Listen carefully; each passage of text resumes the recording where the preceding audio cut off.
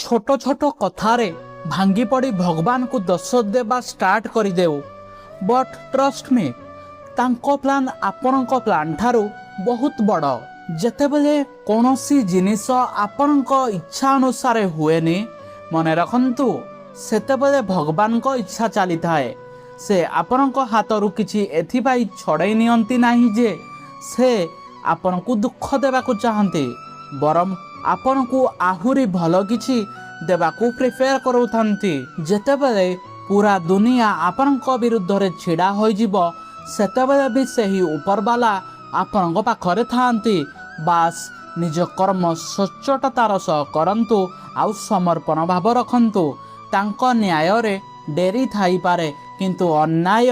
केबे हुएनी। जदि आपण भी भगवान को टाइम उपरे भरोसा रखंती तेबे कमेंट रे एबे जय जगन्नाथ लिखंतु आउ चैनल को एबे ही सब्सक्राइब करंतु।